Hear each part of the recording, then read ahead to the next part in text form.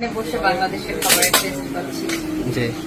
তারপর সাথে হাঁসের মাংসগুলো শুনে আমরা এই টেস্ট পাচ্ছি।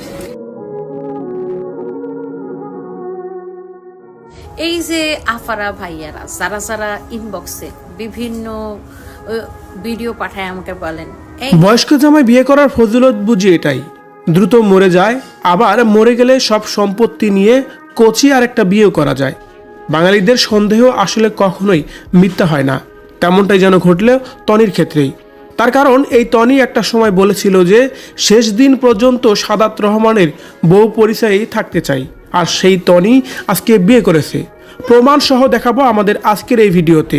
শুধু তাই নয়, তনির হাজবেন্ড তনিকে নিয়ে এবার প্রকাশ্যে কথা বলেছে। কি বলছেন তিনি জানতে সম্পূর্ণ ভিডিওটি দেখে সঙ্গেই থাকুন।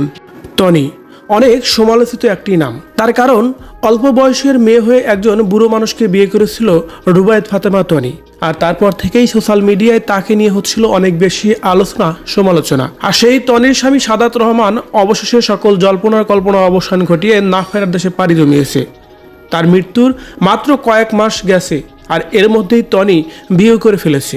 সম্প্রতি সময়ে এমন গুঞ্জন উঠেছিল কিছুদিন আগেই, বেশ কয়েকটি ছবিও সে সময় ভাইরাল হয়েছিল তনির সাথে তার বর্তমান হাজবেন্ডের, কিন্তু তনি যেন কোনোভাবে পাত্তাই দেয়নি সেসব কথার। অবশেষে সেই কথাই যেন সত্যি হলো। আজকে হচ্ছে তনির বর্তমান হাজবেন্ডের জন্মদিন, আর এই জন্মদিন কিন্তু পালন করতেছেন আবার ট্যুরে গিয়ে। স্বামীর জন্মদিন পালন করেছেন কেক কেটে। জন্মদিনে কেক কাটার কয়েকটি ফটো রীতিমতোই যেন সোশ্যাল মিডিয়ায় ভাইরাল। শুধু ভাইরাল বললেই ভুল হবে, তার কারণ সেই ভিডিওটি শেয়ার করেছেন আবার তনির বর্তমান স্বামী, তার নাম এমডি সিদ্দিকুই। তনির বর্তমান স্বামী এমডি সিদ্দিকি তার ফেসবুকে এই ছবিগুলো শেয়ার করে আবার ক্যাপশনে জুড়ে দিয়েছেন, আরও 1 বছর বড় হলাম কিন্তু মনটা এখনও তরুণ।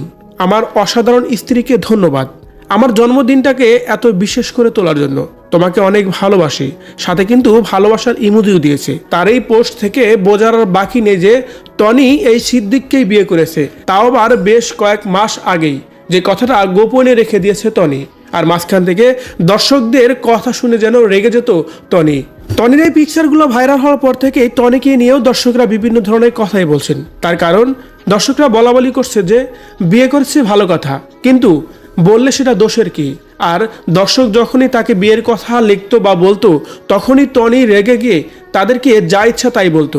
কিন্তু আজকে তো সত্যি হয়ে গেল যে বিয়ে করেছে, তাহলে এতদিন নাটক করা কি ছিল?